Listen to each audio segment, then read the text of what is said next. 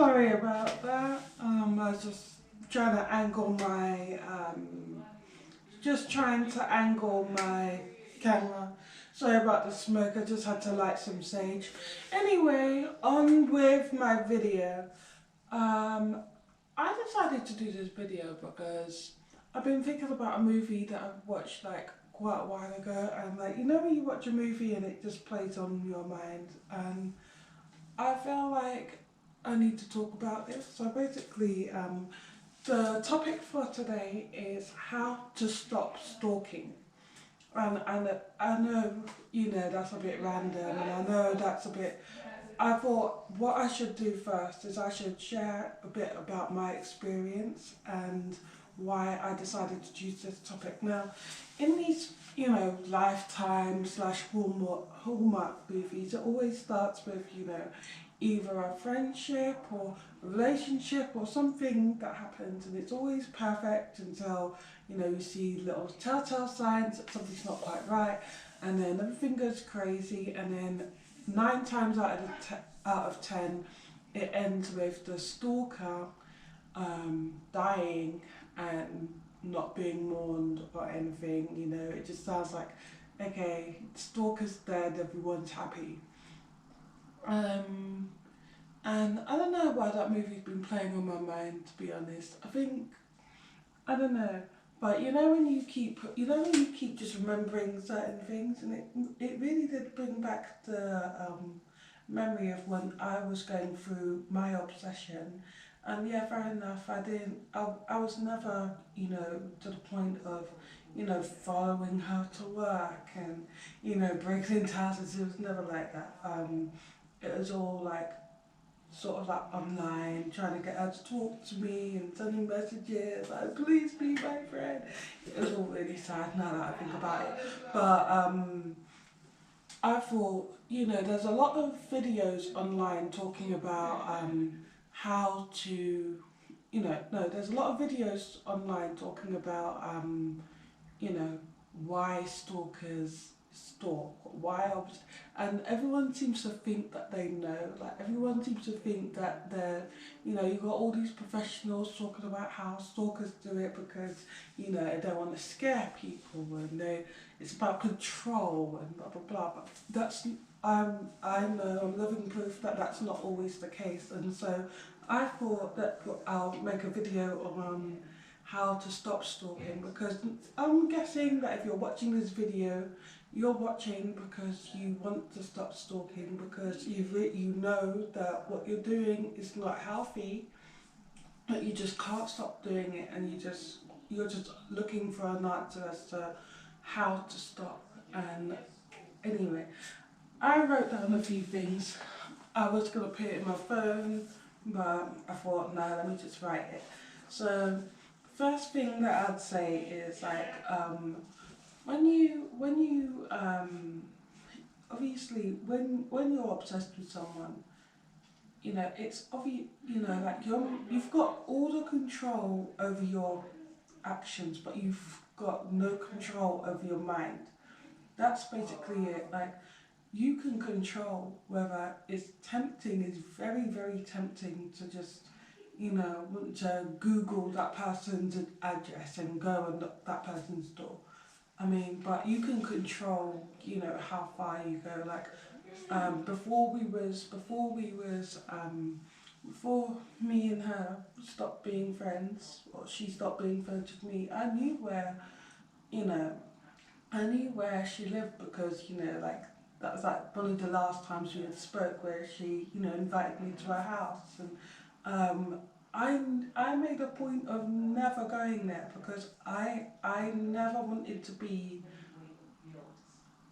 I never wanted to scare her or intimidate or anything like that. I just wanted to be on her. I just wanted her to be on my side, online first, before, even when I saw her in the street, like, it's so tempting for me to just run over, but half the time, sometimes I didn't even know who she was, because I'd seen her so many times, thinking, oh, that's her, and then the person gets closer and it's someone else, and then I just realise, oh, I'm just getting mind fucked again, but So you don't really trust your senses when they're right in front of you because you've seen them so many times and it turned out not to be them.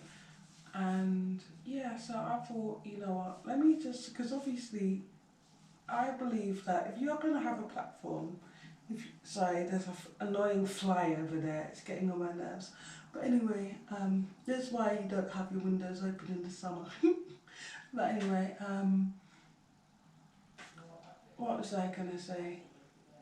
Yeah, I know that there's a lot of videos online talking about why stalkers stalk, but there's not many videos talking about how to stop. You know, not many videos. There's so many stories and movies directed for the victim, and nobody realizes that there's two victims.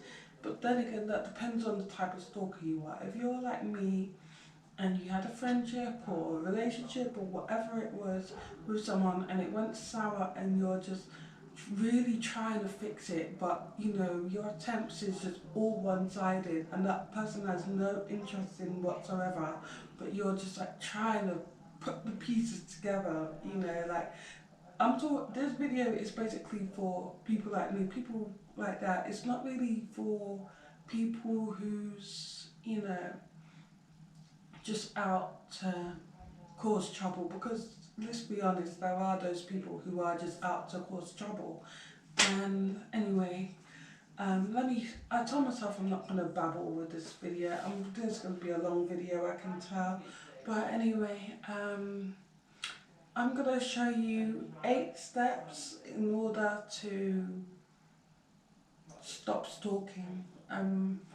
You know, like I was gonna say stop obsessing, but I thought it's probably best if I write stop stalking, because I know that you can do certain things and it's still there.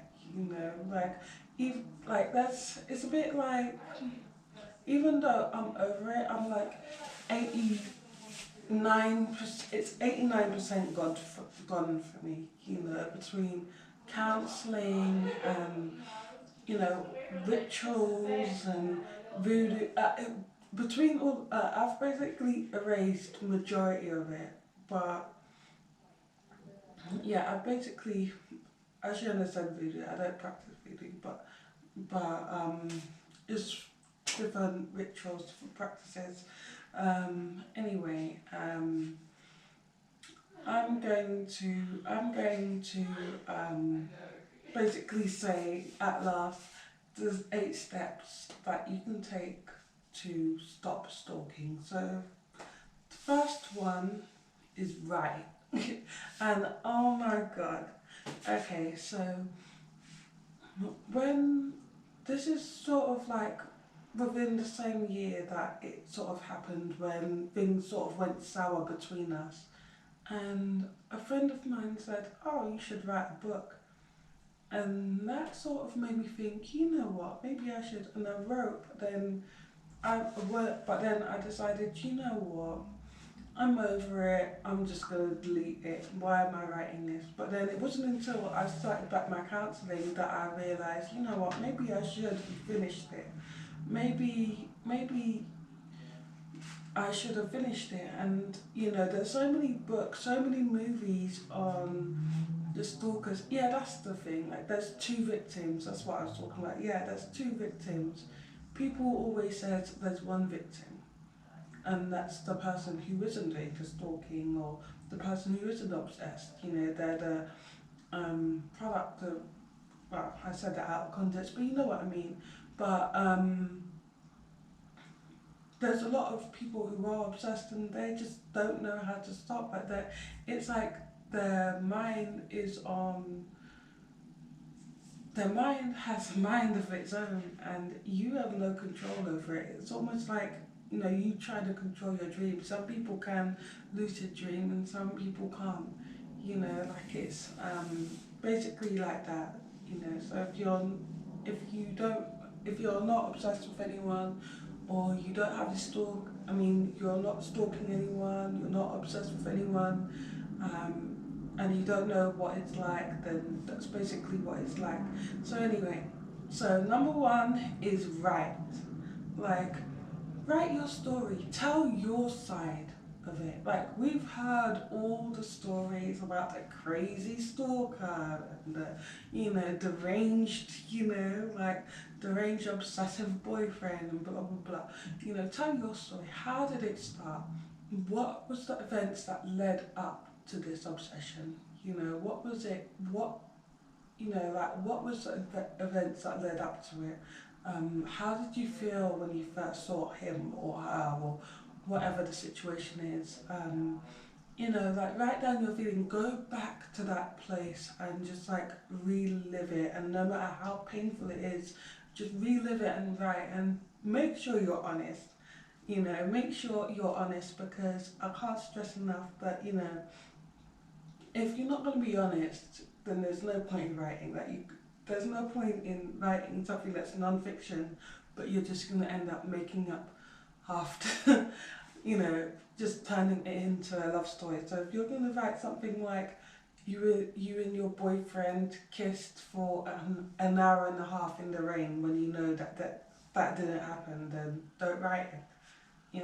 Just make sure that everything that you tell is totally honest, and also make sure that you change your name, the names of yourself, person you're obsessed with. Just change all the names, all the names of the places, because the thing is, for example, say if you finish your story and you think, you know what, I could actually get this published, and then you get it published or whatever, and someone reads it. You may not hate the person you're obsessed with, you may not hate them, but someone who's reading that, who's going through similar issues or who's worse off than you, may hate that person. So you may not wish, let's say, the object of your desire is Jessica. You may not want Jessica to get hurt, but if you're going to write her name Jessica and write where she lives and write her all her information, you don't actually know who's reading that. So your job is to protect not only yourself, but your job is to protect her as well. So that's number one. Right. Tell your side. You don't have to produce it, you don't have to get it written, you can just do it just for yourself, you can do it to keep. You can just write something and realise, oh, that's where I keep going wrong. It's all about self-learning, really. It's all about it's all about self-learning, to be honest. It's so many people, like so many times I've written, like for example I'm writing at the moment. At the moment I'm on like chapter 28, and I don't know how big this book is or how many series this is going to be, because at the moment, like, in fact, I'm not saying I'm going to get it published, I don't know yet, but at the moment I'm only 18.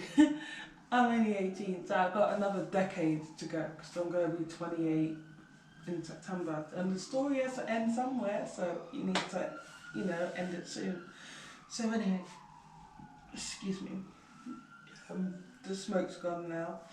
So yeah, that was number one. Right, number two, find something you believe in. Oh my god, like if you want to go to church, if you want to go to a mosque, if you want to be like, find a religion or find a practice. If you want to, if you believe in the law of attraction, when you believe in the universe, or if you want to be a Christian, or if you want to be, Muslim, or you want to be, you want to practice, I don't know, like Wicca or voodoo, no matter what, just like find a practice and stick with it. Like it doesn't have to be, just find something and just stick with it, because in order for us to, grow, we always have to believe that there's something higher than us. There is something higher than us, and like even if you believe in the Big Bang Theory, like the universe did it, so you believe in the universe, you know what I mean, like it's find something to believe in, something to help you through this, so you're not totally alone. And number three, so that was number two. Number three, get your revenge self. Now, so many people say get your revenge body, but yeah, you can get your revenge body, but get your revenge self. The reason why I say get your revenge self is because make yourself the hottest person in the relationship. So when you think of a stalker, the media sort of like to paint stalkers as some, I don't know, fat Caucasian guy with long greasy brown hair, living in his mother's basement with a bare belly and, I don't know, playing video games and watching, I don't know, cartoons, cartoons and porn or whatever, I don't know. That's how you picture a stalker's life to be. Like, they don't go anywhere, they're fat, they're unkept, they don't bath, their whole life is just, either watching silly cartoons, living in their mum's basement, or they're, some tech nerd who's hacking into some poor girl's, accounts or whatever, or stalking her. That's what you picture. But make yourself kind of hot. Like, make yourself, the hot one in the relationship. Like, for example, say if your name's Brady and her name is, I don't know, Jessica, for example. And say if she's, a size 8 and, she's got a bikini bod. Well, make yourself look like Liam from Love Island, and go and lift dead weights and go to the gym, if she's driving a Ford, you buy a Bentley. If she's studying beauty therapy, go and study law. Make yourself the person that you vision yourself, because everyone does this. We all do this, whether you're sane or insane or no matter what you are. Everybody does this when, everyone has an escape. Everyone has this fantasy world in their head, and in their head they're this high flyer with a great body and, just like all the self-control in the world, and just turn yourself into the person. Like, you can't control her, or you can't control him, like, you can't control someone else, but you can control yourself, you can control your destiny. And I know that's so cliche, and I know I didn't really want to make it cliche where I'm like, focus on your goals, blah blah blah, because I know as well as anyone that your mind follows you. Like, back in the day, I'd go to the gym and I'll be on the treadmill and then she'll just come in my mind, or I'll be in college and like I'm trying to, I'm in college and then all of a sudden I'm thinking about her, or I'm on my way to a job interview, or I'm at work, or, so many people say, oh, just focus on your own life, then you'll forget about her. But that don't always happen because your mind follows you. But if you just change your obsession, try and make your obsession yourself. Like, she's no longer the object of your obsession. Your obsession is yourself, bettering yourself, making your life happy, making, your social circles big. If you're an introvert, try and make one friend. That's a challenge. Try and make at least one friend. If you've got friends, well then make one more. Just try and make a friend. Anyway, next one. Number 4. Yeah. Stop punishing yourself. And that's a really rare one, because I have to say that when I was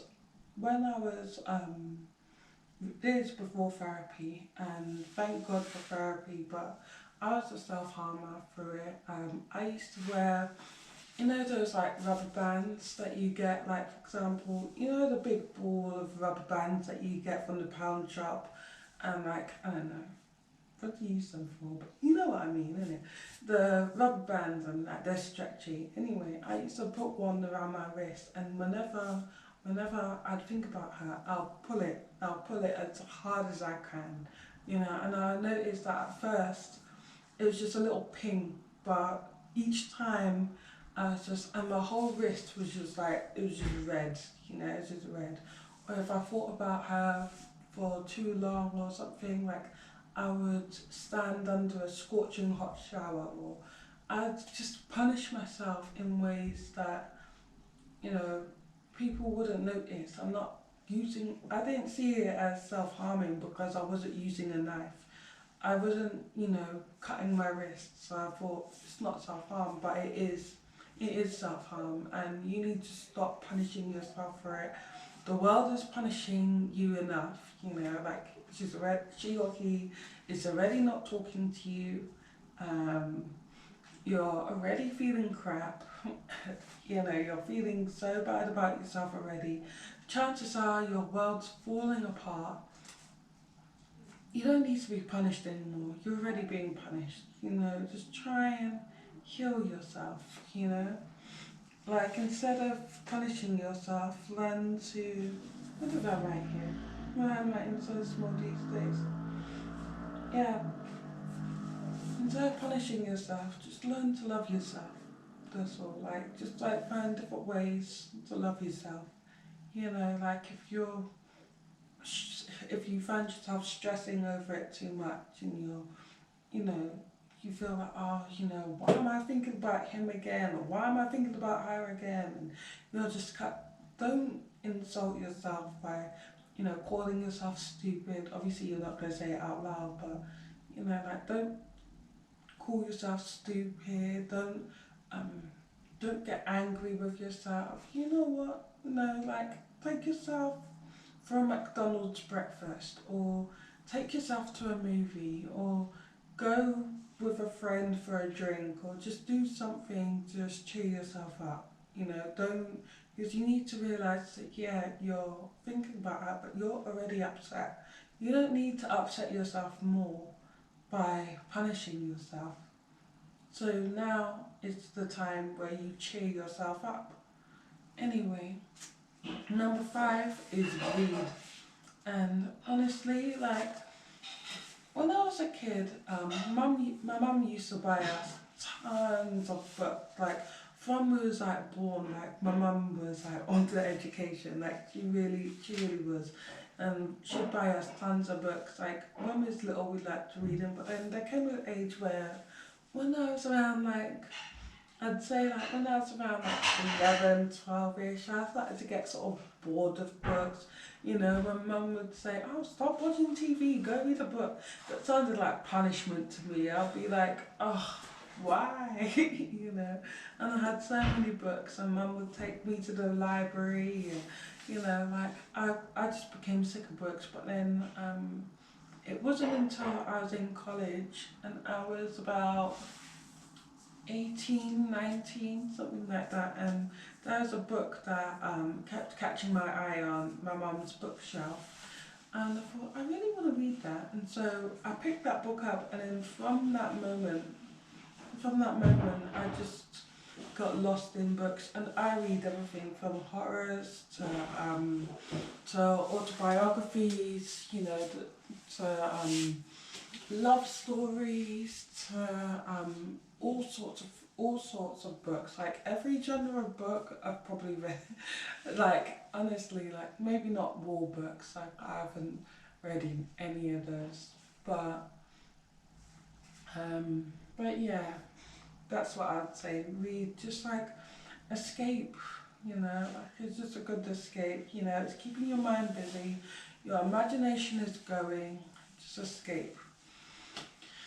Number 6 is, I'd say there's more of like a, to be honest, it works for me.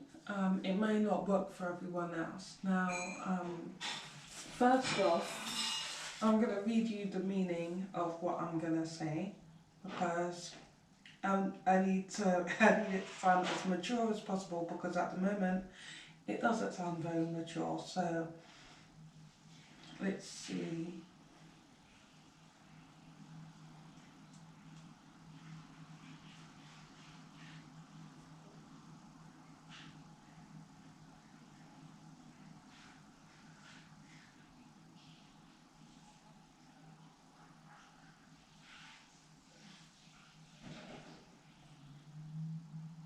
Right. A tulpa a tulpa is something that obviously doesn't exist, but you make it exist. And I know that you're probably thinking, what? Like, okay, so for example, I'm lonely, I don't have any friends, nobody likes me, and I really want a friend. So, what do? I make a friend. And a tulpa is someone who exists in your head, you know, they're not real. Yes, it's an imaginary friend, and by now you're probably tempted to switch off the video. Don't switch off the video, listen to what I have to say. And imagine it, yes, it's an imaginary friend, but it's more than that because you're always working on your tulpa. Your tulpa has, you know, like eventually your tulpa will have its own personality, its own voice, its own thing, and that's, it's not schizophrenia. It's not creating more mental health issues. It's not. It's perfectly normal, perfectly natural, and it has no connection to mental health whatsoever. The reason why I suggest this is because a lot of people who does stalk, such as myself, has attachment issues and abandonment issues. Now, if a tulpa is in your mind, and whether that tulpa has its own personality or not, that tulpa isn't going anywhere because you created the tulpa. It's in your mind, and and you know it can't escape. You know, and I know that sounds so messed up, but it's true. And so, for example, I'll tell. For example, like Hayden from Not My Type, that book. Yeah, she's my tulpa. And then you just find someone from a book, preferably someone's you know, character name from a book. If you feel the need to create a face for that person, you know, by matching that description to, I don't know, some celebrity, like for example, Kristen Stewart maybe, I don't know, just saying, first name that came to my head, you know, like Shelby Hayden with the face of Kristen Stewart, but you've got like a visual, and the more you work on your tulpa, the more, you know, your tulpa has basically like your own Tinkerbell, but like in your mind.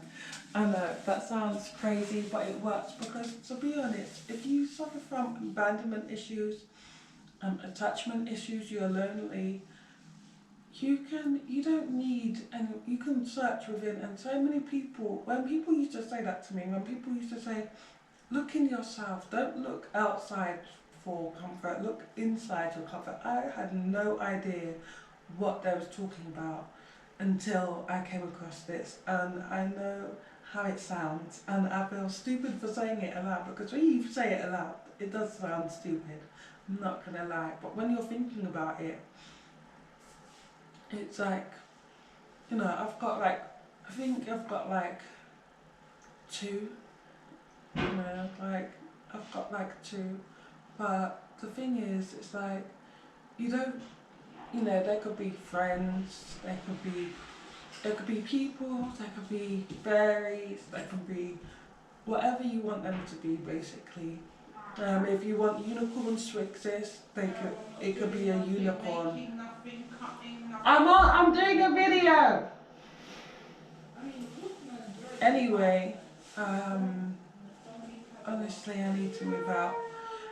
Anyway, what was I gonna say? You know, like it's not stupid. You know, YouTube it. Anyway, so that's number 6. Number 7 is get therapy. Like, I can't stress enough of how important therapy is. Like therapy is so important. Like counselling is so important. If you can't afford to go private, go through the NHS. You know, take whatever whack counsellor they give you.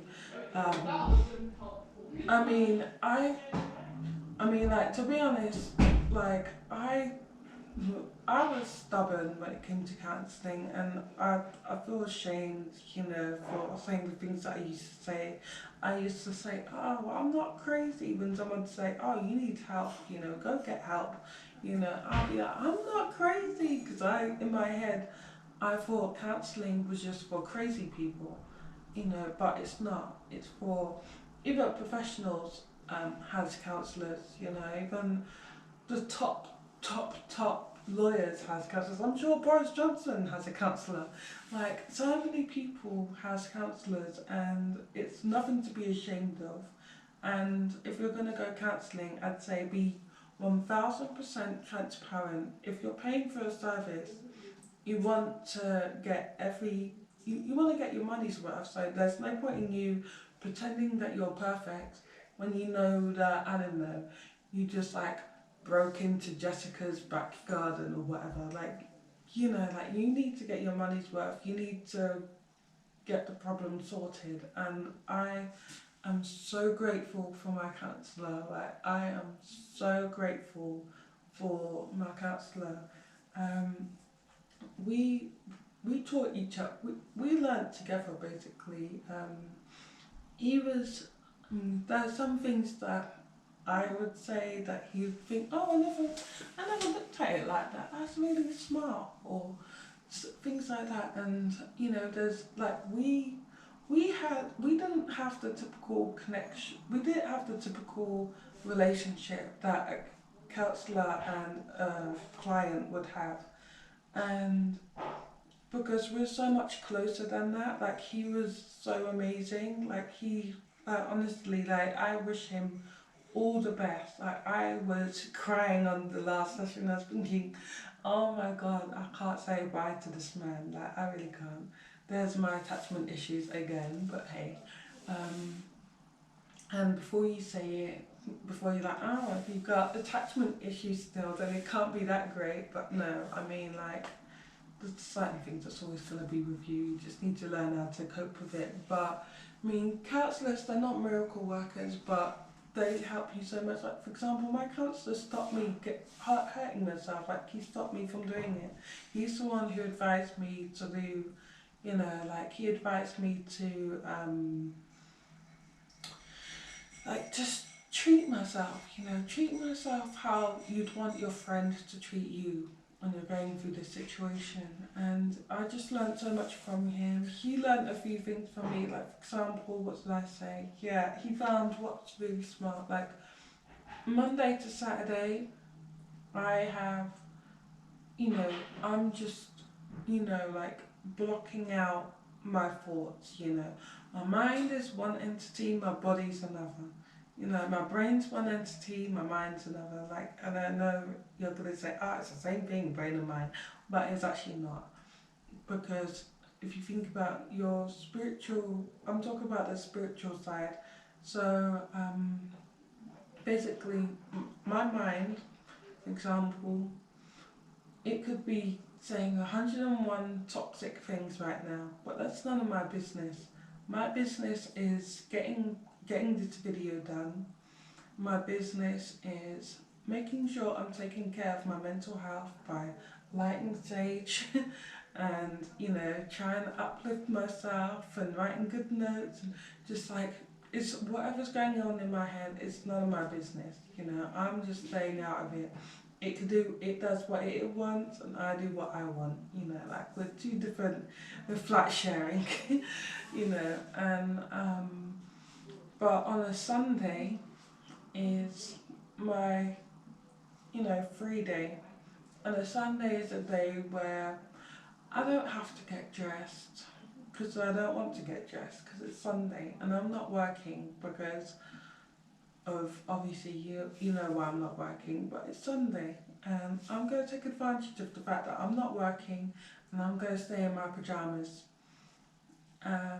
Yeah, I'm gonna I'm not going to interact with any of my toppers that day.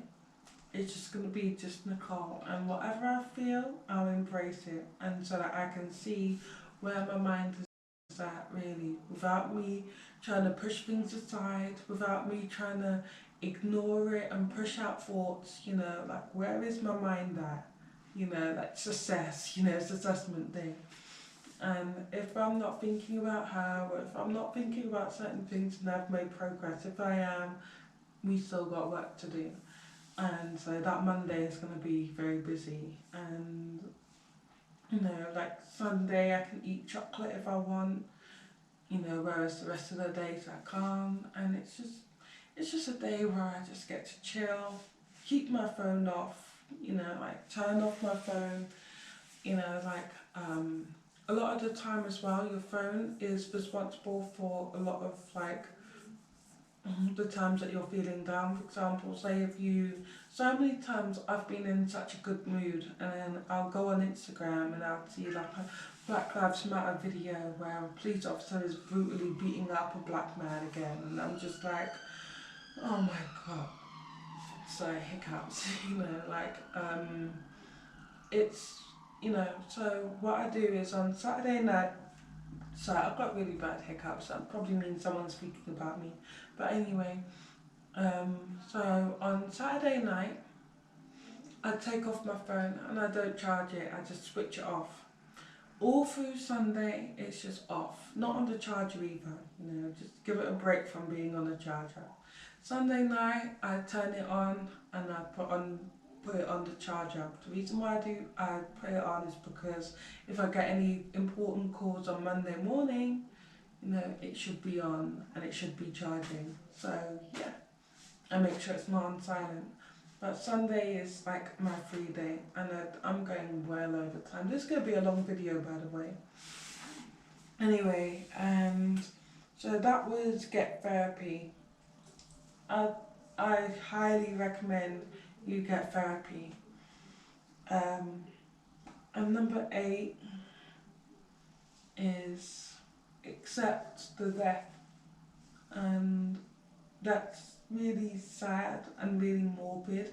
And before I continue, let me just stress this here. In no way am I encouraging anyone to go out and encourage and perform some insane act of murder or whatever. No.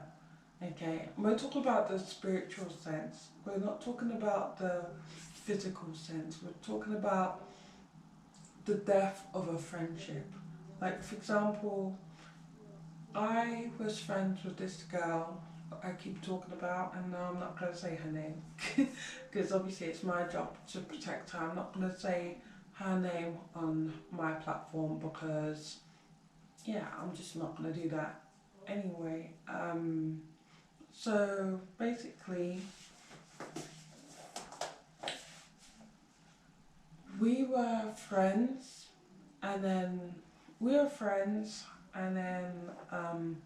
something happened. She got cold feet, or something happened to make her think, nah, this is not for me, and she left. And I tried to call and text. She gave me the silent treatment really badly. By the way, small tip about the silent treatment, that's actually emotional abuse. And a lot of the time you're going to look like the villain because you're the one that's going to be sending tons of messages, tons of texts, and she or he is just not going to respond to you, and you're going to look crazy and she's going to look sane, and you're just going to look like a stalker in anyone's eyes, anyone reading messages, because you're going to be sending these messages that are just so deep and heartfelt, and just messages of you breaking and begging and pleading. You feel like you're pleading for your life, please, my mental state is on the line, please. And she or he is not going to respond. Either that, or they'll respond with leave me alone, or most of the time it'll be the silent treatment. Like 99.999%, it'll be the silent treatment. And then after you lay your heart on the line and everything, you're then gonna get angry and you're gonna send a text saying, "Oh, you're a bitch, you're cold, you're this, you're that." And so now you look like you're blowing hot and cold. Now you look like you're, one minute you're, mushy gushy, and then next minute you're erratic and angry. And that's, you're human and you're gonna get upset, but obviously to someone looking in, you're gonna look crazy. And so, yeah, she gave me the silent treatment, and obviously for a very, very, very long time, I played along with her very sick game, and before I realised actually this is not healthy, like this is not good for my mental state. I'm having suicidal thoughts, and those times when I wanted to commit suicide, I wanted to, but then I realised that's what she wants, and I'm not going to give that to her, and so I decided I'm going to live. That's the biggest revenge you can get, is to live. So I decided to live, and so yeah, I'd say, what was I talking about? Sorry, I do ramble so much. But yeah, the death of a friendship. So honestly, like so you're going through all these stages, and when you get to the stage where there's obviously my situation where that person is no, you can't budge them, you can't reason with them, nothing you can say will budge them. You can literally tell them that Jesus will land on earth if you reply to this message, and they won't reply. You can tell them, world poverty will end if we become friends again, and they won't reply. If it's that situation, which that's my situation, basically it's a death, and it's not a physical death, but it's a death of the friendship, because no, even if some miracle happened, and I'm not gonna lie, guys, I'm gonna be dead honest. If she was just to text me, even though knowing all that I know, if she was to text me right now and say, "Hey, let's be friends again," I'd say hell yeah. And I know I sound like the battered wife running back to the abusive husband. Like that's how it is. And everyone, including my counsellor, would think that I am barking mad. But I'm not gonna lie, I would. It's sad, but at the same time, you have to just realise that the chances of that happening is basically none. And when it's that situation, that's when you know that your friendship has died. And you've mourned your friendship, you've cried, you've begged, you've pleaded, you've prayed, you've sent messages, you've been in denial, you've tried everything you can to just turn the situation around. It's like, right now, you've done everything that you could. All you need to do now is just read the time and say, your friendship is deceased, it's gone.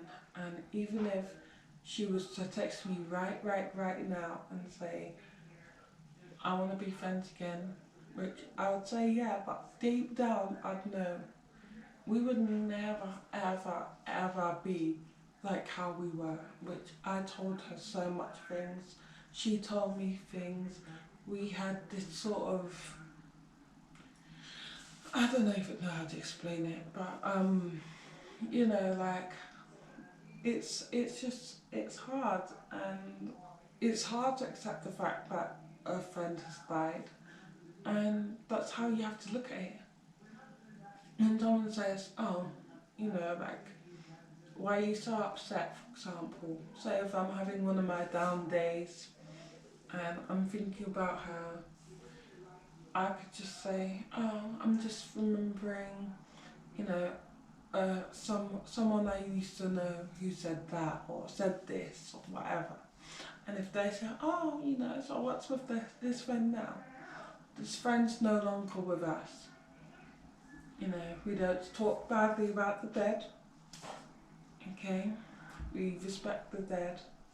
And so yeah, your friend has died, and there's no way am I saying to go and we know your friend's alive, you know, like we know it, but it's like maybe in a different simulation, he or she is alive, well, attending lots of parties and driving Bentleys and just living the good old life or the bad life or whatever life it is. But in this life, in your life, she's gone or he's gone.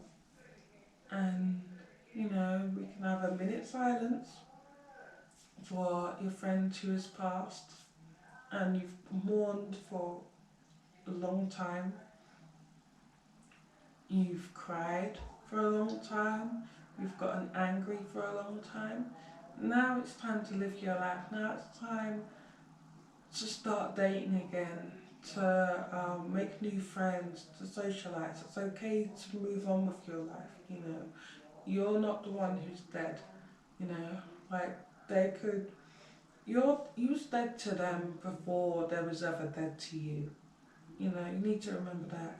You know, like, you need to remember that, you know, that you was dead to them before they was ever dead to you. And that doesn't mean to say go out and commit some, like, crazy crime. Like, no.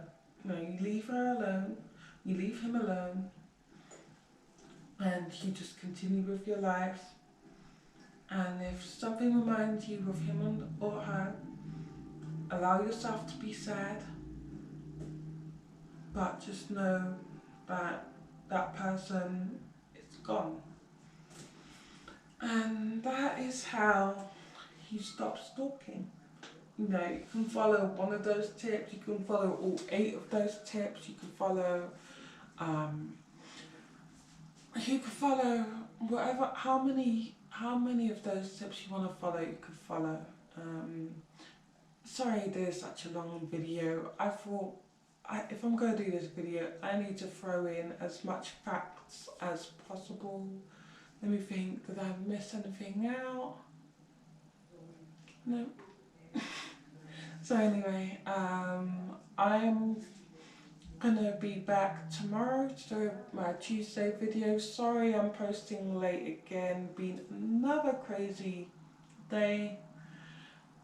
I've got a lot to tell you. I've got a lot to tell you, but it'll be on a different video. Anyway, I'm going to love you and leave you now, and please like, comment and subscribe, and please, please, please share this video. Share it, because at the end of the day, there's going to be someone who wants to, there's going to be someone who's asking for help. So share this video. Thank you for watching. Bye.